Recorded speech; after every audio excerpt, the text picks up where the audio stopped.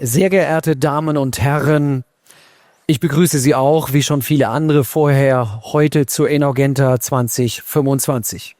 Es freut mich ganz besonders, Sie hier im Namen von Swisswatches begrüßen zu dürfen. Nach dem sehr inspirierenden Talk im letzten Jahr mit Philippe Piccoli aus Berlin, einem Profi-Uhrmacher, aber mit sehr vielen autodidaktischen Zügen, der seine Uhren von A bis Z in Eigenfertigung herstellt, freue ich mich ganz besonders darauf, dieses Jahr den Schwerpunkt etwas anderes zu legen.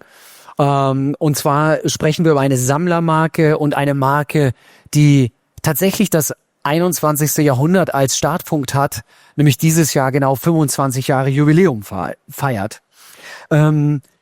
Ja, und diese Marke trägt den Vornamen eines der, wenn nicht des bekanntesten Uhrendesigner des 20. Jahrhunderts, Gerald Charles Genta. Und dieser Designer hat Ikonen geschaffen. Ich glaube, ich muss sie hier nur wenigen erwähnen, aber ich tue es dann trotzdem der Vollständigkeit halber. Wir kennen eine Patek Philippe Nautilus, wir kennen eine Royal Oak von Audemars Piguet, wir kennen eine IWC Ingenieur. Aber dieser Designer hat auch eigene Marken gegründet und seine zweite Marke benannte er nach seinem Vornamen. Und ich freue mich heute ganz besonders, den CEO dieser Marke hier sprechen zu dürfen, Federico Ziviani. Hello, Federico, hello. And I'm changing now to English. Thank you very much. So take a seat, and I think we have already good impressions here. We have some video content brought with us about the famous watches. Federico, my first question is about, of course, the remarkable growth your company has had in the recent years since you are CEO, and that in a challenging market, in between those big brands. What do you think are the key factors for the success of the brand in the recent years? Well, there are many factors around it. And first of all, it's a pleasure to be here at INHORGENTA for the first time that I come. So thank you for the invite. And in Germany, where the watchmaking is very much appreciated, I think it's a great market where to do more and more of these kind of fairs and activations to educate the customer even more on the high-end watchmaking. So regarding the challenges that you asked to build a brand, they are from every aspect. It's a personal challenge, it's a team-related challenge, can be a market external challenge. But for Gerald Charles, we had the chance of having the last 11 years of the greatest designer in the world, Gerald Charles Genta. And what I was able to do since I became CEO in 2018, it was also thanks to the work done before. The 18 years of work that my uncle did with Gerald Genta himself, all the sketches, all the incredible movements, all the passion in the archives allowed us to have a solid foundation to now accelerate the growth of the brand. Right. And you are celebrating a very special anniversary, which is in watch terms a very young anniversary, I have to say. It's actually just a second in watch terms speaking. So maybe you can tell us a little bit about the importance of this anniversary and what you are planning for this year. Maybe you give us a little insight. I know the big reveals will be probably in April in Switzerland, but maybe you can give us an impression what you are planning. It's a great year for us, the anniversary. I joined the company when we were approaching our 20th anniversary, and it was a great celebration with a piece that went sold out online in less than a year. And now I mark my almost second anniversary with the brand, and also my 30th anniversary personally. So 2025 is around here. It's my 30th anniversary, brand 25th anniversary. So it's really a year of celebration. I have to say that it's a young brand. It could seem like, but there is much more than that. Because the guy that founded it, the man, the genius, Gerald Genta, was already 60 plus years old when he founded it. So he had 60 years of experience, and he made it with my father and my uncle, who had several decades of experience as well. So all this experience of passionate men in watchmakers was expressed in Gerald Charles, that was born already as an adult brand. Also, second consideration, nobody thinks that also Richard Mille was created in 2001. Ambient F was created later than that, is much younger. They celebrate the 20th anniversary, I believe, this year. Uhrwerk was founded around that time. Even F.P. Joern was founded in 1999, 1998, so 2 years before. Meaning that the world of watchmaking is evolving, and it's not necessary anymore the older you are, the better you are, but the way that you approach watchmaking and the innovation that you bring. All these brands that I mentioned, they brought from their own perspective some innovation. And in the same way, I believe that Gerald Charles has brought important innovation from a design perspective, but also from a mechanical perspective and engineering perspective. And this is why today I'm wearing a vintage Gerald Charles. I have on my wrist the Maestro Carré jumping hour from 20 years ago. It was signed on the back, engraved Gerald Charles Genta. And this is extremely important for me because in an anniversary year, you need to look at your past, go back to your origins, think what you have, sit down, breathe. We've done a great growth, but this is a year of reflection, is a year of celebration where we may reinterpret some gems that we have from the archives.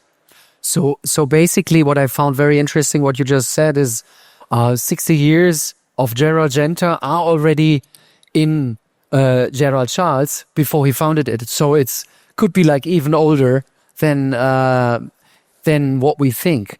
Let's talk a little bit about Gerald Charles Genta. I mean, he was the funny thing I see with Gerald Charles is that you have very unconventional, very recognizable designs. But isn't that also a challenge for the future? Because now you're very recognizable. So do you think you go even more to the extreme in the future, or do you think you need to be more conventional in the future? Neither of the true. The ancient Greeks and Latins, they said, in the medium is the virtue. So in the balance, in the middle, I'm a big fan of that. And this is why all our watches are very balanced. They have some Baroque, classical components, and at the same time, they have some edgy, modern, sportier components, and they stay together in harmony and balance. So we have archives of watches and designs from Genta that would be big enough to build 5 brands. But we just have one, and it's enough for us. Meaning that today we focus on the Maestro case. Last year, we launched the Masterlink collection with the integrated bracelet, which is the last integrated metal bracelet that Genta designed in his life. And it was a piece unique back in the days when he made it in 2007. And in the future, those two collections, Masterlink and Maestro, will coexist, and several complications will be integrated based on the different mood of the two collections. What is the mood? It's easy to understand that the Masterlink is the thin, elegant, minimalistic, simple, poetic model where some poetic, minimal complications can be integrated. While the Maestro is the more Baroque, more sophisticated, more experimental case, where more experimental complications like the jumping hour, for example, will be developed. Right. Tell me more about your clients. I find it very interesting. You were saying that it's very, that it has the elegance, but it's of course, I wonder who really buys the watches. Is that people who formerly bought classic watches, or is that people who bought, as you mentioned, some independent brands? Or do you know in specific who those clients are? It's a very short answer. Our clients are the clients that love this kind of feeling for a watch. that was designed by Gerald Charles Genta. So they buy also the other designs that Gerald Charles Genta made for several brands, this kind of twist. But it doesn't mean that they choose between Gerald Charles or the other watches designed by Gerald Genta. It means that Gerald Charles is an added piece to the collection for who already knows other designs made by Gerald Genta, meaning that we sit in a very nice spot where we are in a great relationship with everybody, with all our competitors that we don't feel are competitors, we feel are colleagues in the industry, and we have not really comparable in the industry. Our offering is so unique with this versatility, this shape, this design, this comfort, these mechanics, incredible movements that are all proprietary. And our collector is diverse. Can be the experienced entrepreneur that owns a company, a family business, could be the top manager of a big enterprise, a bank, a consulting company, can be an entertainment person like some of the celebrity collectors we start to meet and welcome to the family in the USA. And like, for example, Michael Strahan, Steve Harvey, great collectors, Robert Downey Jr., and great people that are also watch lovers, watch connoisseur. Right. Or can be the athlete, the basketball player, the football player that really appreciate something new and are sophisticated, and they move towards Gerald Charles. You are mentioning family businesses, and I wanted to ask you the question, how important is it, what you think, to be in a family and not to be in a big group to build up this brand? It's very important. Look, nothing happens by chance. Yesterday I was here in Munich visiting our point of sale with Ruschenbeck, and a great collector, came in and started to talk, and he started to discover Gerald Charles on my wrist. And he asked me, how big is Gerald Charles? And I said, we have 30 people, we make 1,500 watches a year. And he said, oh, you have a company similar size to my company. And this guy was doing a medtech here in Germany. And he says, we have a lot in common, and we know what are the problems of building family companies. And we connected very well, and he's probably coming to visit us at Watches and Wonders. So family company means that you have a personal connection with what you do, and that it's your life. You don't really work a single day because you love what you do, but you work every day, day and night on the other sense. Right. So you were mentioning also like production numbers, which is also rare, but most of those brands live from the rarity. Sometimes it's more artificial rarity, we know, but how do you balance? Because you also want to grow. Do you give yourself like maximum numbers you want to produce, or is it limited by complication? What's your approach in limiting the overall outcome and just say we want to push so many models into the market? Exactly. This is the mistake that many brands make, not just in watchmaking, everywhere. And for us, I have to correct what you said. You said that the objective is to grow. No. The objective is to deliver collectors' value and be more known and deliver the awareness. And this was my mission when I joined Gerald Charles. Gerald Charles, before me, was just bespoke pieces, was not very known, even if we were making incredible complications, incredible pieces. And I said to myself, if there was a book about the greatest history of watchmaking, Gerald Charles would have already a chapter, even if we do nothing with it, because the 11 years of Genta alone and being one of the first independent watchmaker in the history is already a lot. So I said, we shouldn't keep this in a safe. We need to open up the story. Why? Because I wanted to wear one. I wanted to make the perfect watch. I saw many very elegant watches that they were a bit delicate, you cannot swim with it, is a bit... And I see many sport watches that are not possible to be worn with a suit, they're not very elegant and classy. I said, why don't I take the best of the two worlds from a technical and engineering point of view? And I try to make a watch that you can wear with a suit, you can wear playing tennis, and you can wear at the seaside. And this versatility is embedded in every Gerald Charles watch that we make. So the growth will come organically, and we will never make the supply more than the demand, because we're not here to eat numbers.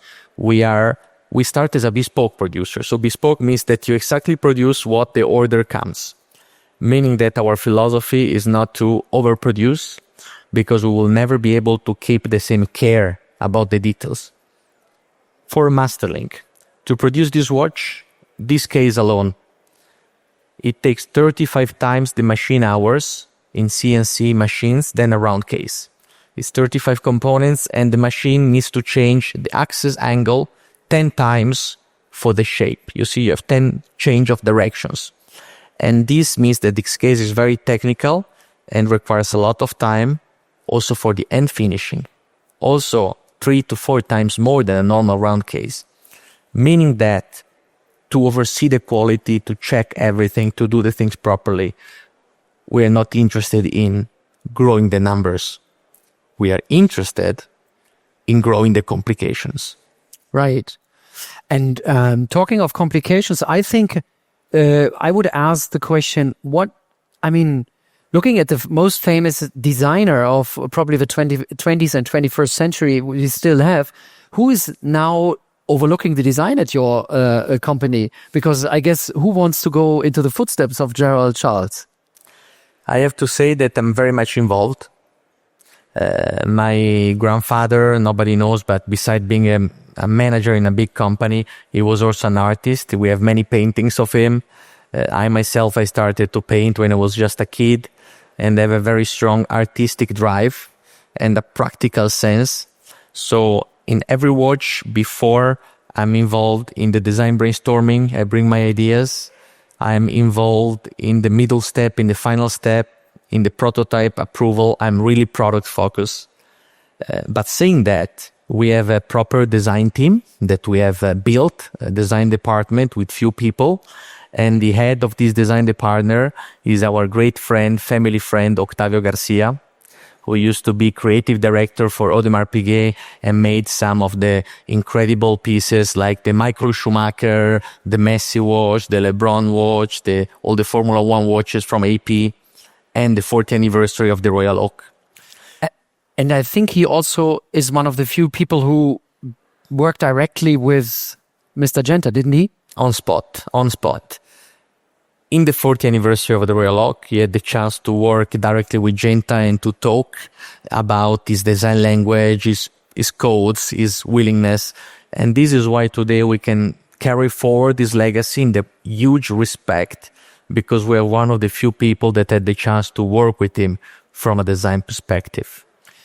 Let's also look at another aspect of watches we have seen recently. We have seen a lot of new materials in the last 20 years. Mr. Genta was, of course, he's known for steel watches. How is your approach to materials in Gerald Charles? We have a conservative approach. We like to be conservative in materials because, as you said, it's the legacy. Genta was not known to make watches in carbon fiber, ceramic, or things like this. We are more to the conservative, elegant side of the business. Steel, platinum, gold, maybe tantalum, maybe other sophisticated materials, but we like to avoid the mainstream materials because we respect the DNA of the brand. Right. Let's look at another point, which I think might be sometimes also a little bit overrated, but I'm not sure what your approach is. A lot of watch brands these days look into sustainability. So they are doing recycled straps from plastic out of the ocean. I mean, what is your approach to sustainability? And do you think that Gerald Charles needs to be in the field of sustainability as well? It is. It is already a big time because there is no industry more sustainable than the watchmaking industry. And you know why? Because a watch shall last for 500 years, 300 years, never be scrapped, never been. That's why there is a very strong secondary market. There is no waste in the watch industry. And this makes me extremely happy because I work in an industry that has almost zero impact in the environment and in the world that my kids will live in. And beyond that, what we can do is give back. give back with the funds that we make.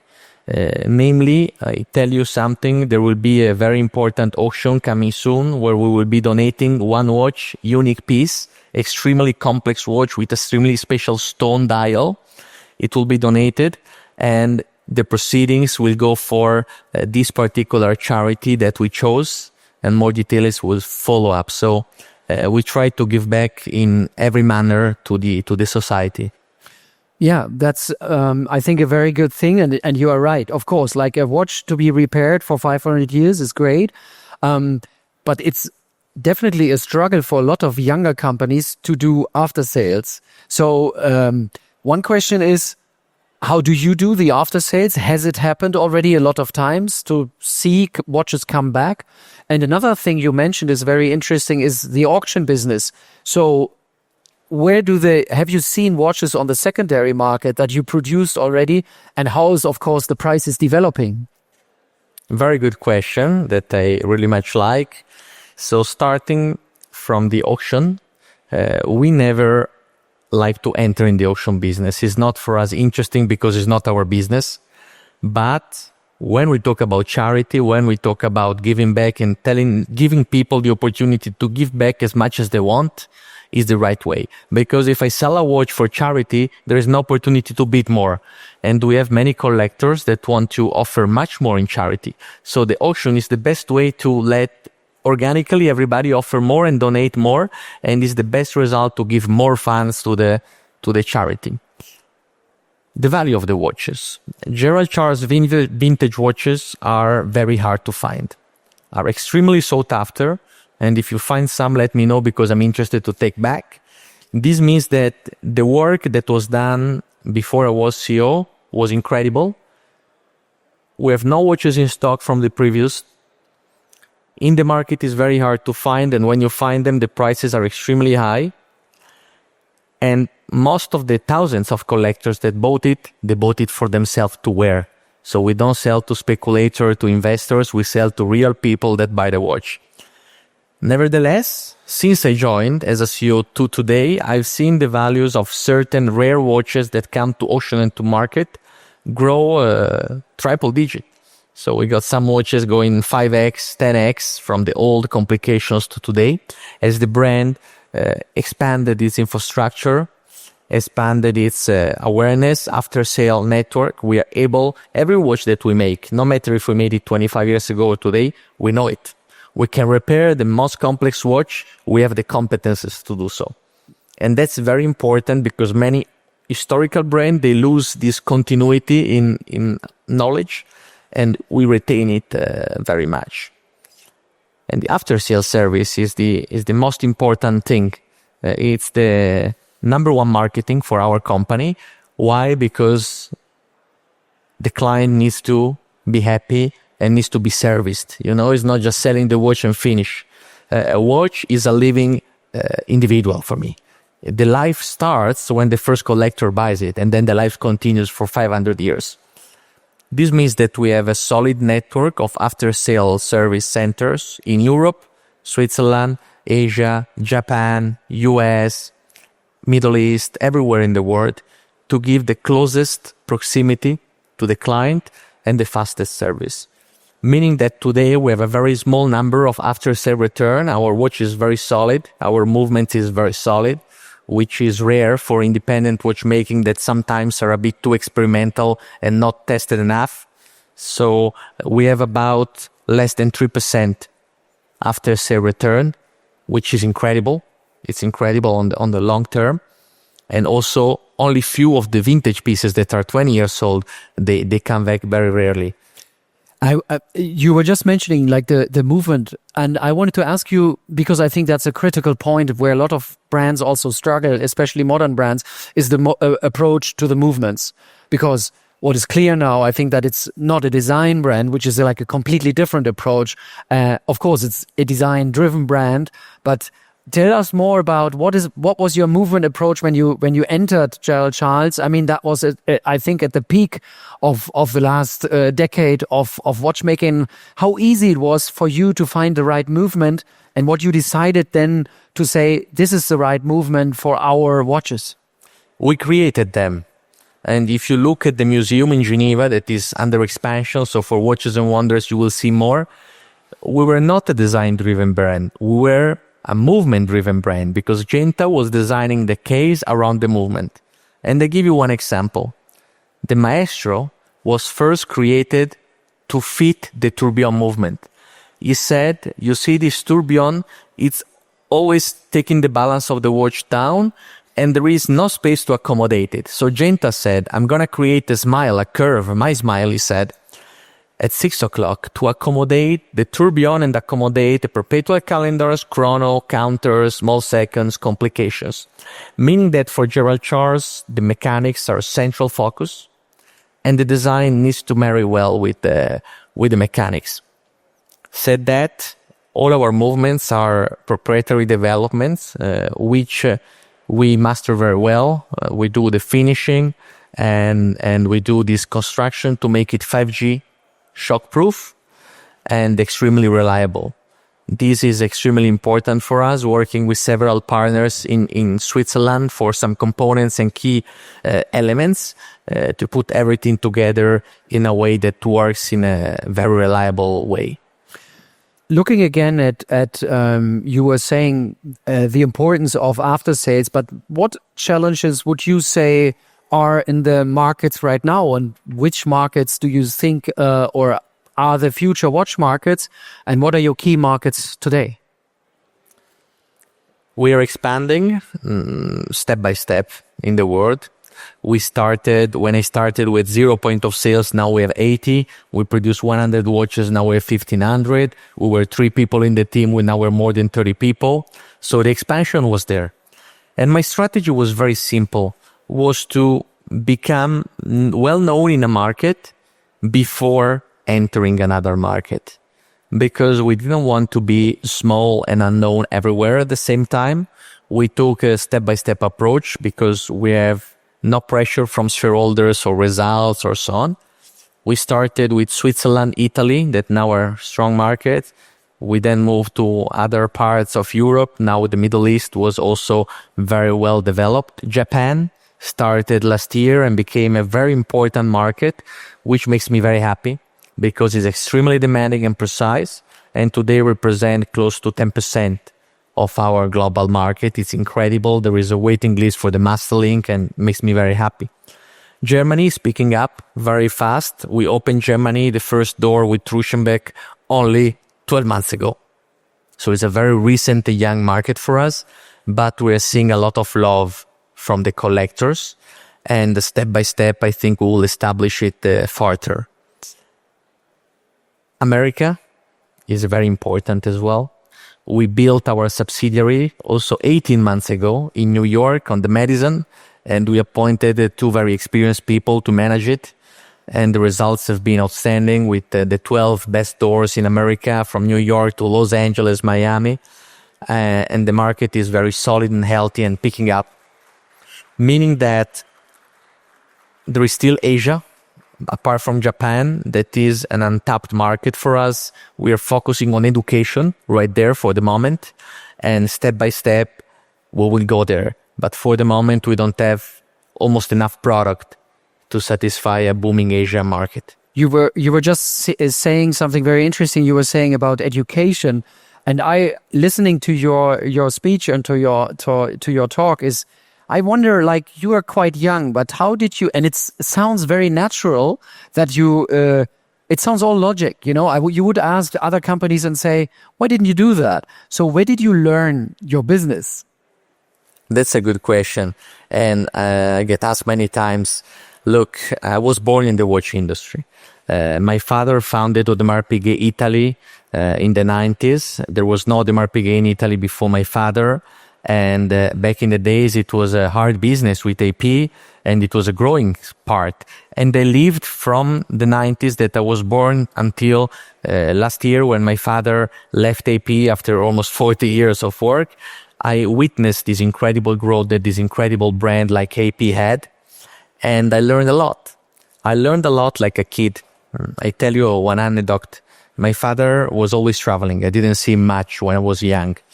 And the few opportunities to see him were at the dinner table with all the clients and the other people, like it was Georges Milan and the others from AP back in the time, or other brands. And I was sitting there, and at night, everybody speaking French very often about watches. I was just a kid, and I was hating my father. I was saying, let me stand, let me go. And now I am thankful for this, because I always tell him that it helped me to absorb so much information on long term. I saw the evolution of the business dynamics. I heard very interesting people talking, including Genta, which I had the pleasure to know. Yeah, I still remember we had this very nice lunch in Monaco, Monte Carlo with my father. Genta was wearing this pinstripe shirt, blue, red, and white, and the white mustache, and his great personality. And I absorbed all those information, and it built my passion. No, I never thought that watchmaking would have been my work, because it has always been my passion. So I'm very lucky and blessed to be able to work hard, of course, but work hard for something that I really like. Maybe looking, as you mentioned, looking into the future, what would you wish for Gerald Charles for the next 25 years? You were talking about moderate growth. You didn't want to, like overstretch growth, but like, what is your future vision? Because in about 25 years, we both might be, at least I might be retired. So what would be your plan, your long-term plan? Where do you want to stand then? Well, I'm only 30 years old, so in 25 years old, I will only be 55, which is the age of so many CEOs. I think that Richard, when he founded Richard Mille, was not much younger than 50 years old. Meaning that I have a very long brand development path still to do. Today we're just scratching the surface of Gerald Charles, which is exciting.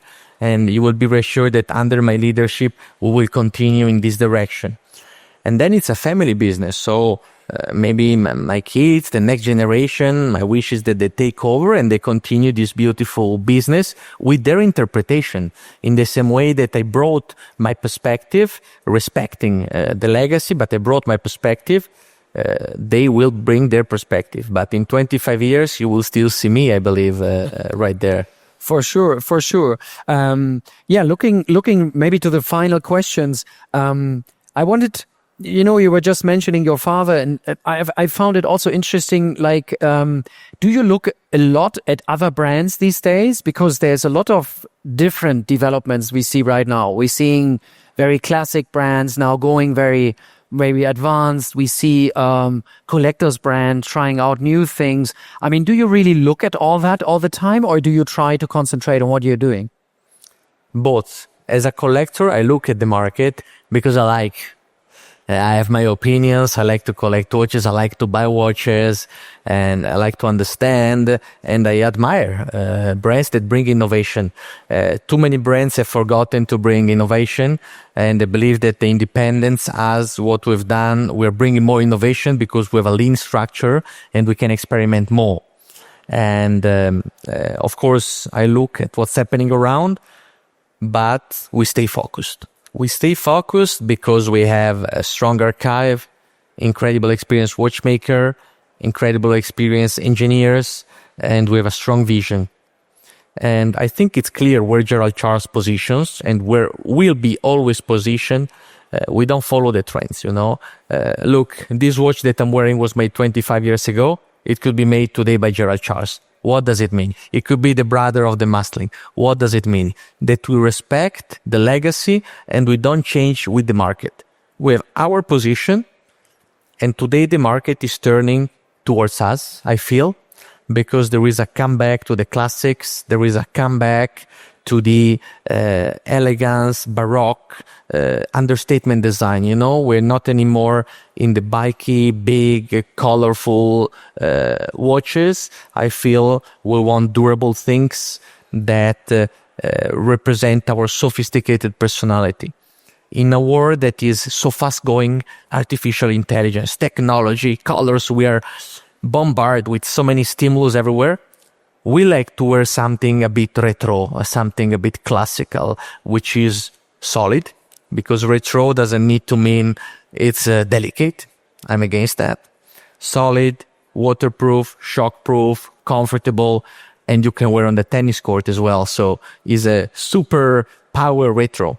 And this is our philosophy, and will remain our philosophy, with new complications, with new experiments. There is so much still that we have to do. Yeah, I have the same feeling. There's a lot of brands are doing too much, and also communication-wise, they are struggling at the point, because if you're doing too much, you also have to communicate it in already overcrowded channels. Yeah. Yes, it's important to focus. No, when I took Gerald Charles in the beginning, we had 10 models, 10 different cases. In the collection, completely different, not recognizable between each other, because it was a free flow of creativity from Jeta, which is incredible, but was not a brand. Yeah. And when you have too much, you struggle to do things well. That's why my work was to look at the archives, choose the maestro case as the one that for now would be the protagonist and the only case, and focusing on that to build step by step, one message per time. Right. I totally see that. And maybe coming to the end. So we were talking maybe a little bit too few about challenges. What do you see right now are the biggest challenges? I read a lot about missing watchmakers. Do you also have the problem to get the right amount of people into the company? We have watchmakers that are calling us, to be honest with you. I was speaking with somebody yesterday about that. We have a strong drive because there are very few interesting new projects with the solid foundations like Gerald Charles. And for this reason, we have some love from the industry, from watchmakers. And now with the atelier, we just reopened the atelier in Geneva in the center. It's the only space in Geneva where you find a museum, a showroom, boutique, cooking area where you can make dinner lunch with collectors, and watchmaking workshop where the highest complications are made, where the end finishing is made. And we offer a unique location in the center next to the Four Seasons Hotel, meaning that watchmakers want to come to us, and we welcome the best ones. And you were mentioning it already before. So you are renovating your museum so that people who are not familiar to Gerald Charles have the possibility to discover more historic designs as well? 100%. 100%. This year will be the first year that we will unveil the other models that were made in the past. Produced, sold out. We have few exemplars there. The turbo case, the seaside, sports side, renaissance, oval cases, squared cases, so much things that were produced. Of course, we cannot show the inherits. We keep them for the future. But there will be a lot of interesting stuff, we are not interested as a company to run too fast. We are interested in explaining the history and the depth, because you need to be ready to wear Gerald Charles. Right. It's not for everybody, and you need to understand where it comes from, how it's made of, and what are the other things that were made by the same man within Gerald Charles. Meaning that we have a platform that you can book online for viewings at the atelier. It's extremely easy on the geraldcharles.com website, and we have incredible tours that can be done. It's a small museum, of course, niche for a brand like us, but it has some interesting gems that it's good to see and try. Some interactive parts also are under development. I can just recommend to visit the museum. I had the opportunity to already say hello at least, and I think it's very rare also for this brand to be right in the center of Geneva, which is of course the one of the hearts of the watchmaking industry. Let's come to an end. I just can say for people who have not touched a Gerald Charles watch, they might have the opportunity now. First of all. Second, the master link we just discussed is to be viewed during the Watch Award or to the INHORGENTA Award. It's showcased here in Hall B2. You can have a closer look at that. And maybe, we don't know, it is awarded tomorrow, that we will see during the gala. So if you are there, and now I would open up it for the audience. And if there's any questions, I'm not sure if we have microphones, but just ask questions. Feel free to ask, because now you have somebody here who's really deeply rooted in this industry and knows, I think, quite a bit. And we learned a lot. Thank you so much, Federico. And thank you for listening. And please, if there's questions, now is the moment. Thank you. With pleasure. I take any questions. I'm keen on seeing the museum or like historic piece here on the wrist, because that's really a rarity. I'm really keen, and the engraving of the signature makes you goosebumps. That's why we're trying to make some interactive parts in the museum. Compared to the one you saw, is going to be completely different, much upgraded, with interaction where you can try the watches on the wrist. Yeah, that's probably what you want to have, because besides the look and what you see, that's what I like when watch brands come with new designs. You know, Gerald Charles is also the master of a variability of the watch. You know, it's a good wearable watch. It's not something where you say, it's just a look. It's completely the opposite. But any questions here? I don't see any hands looking at this.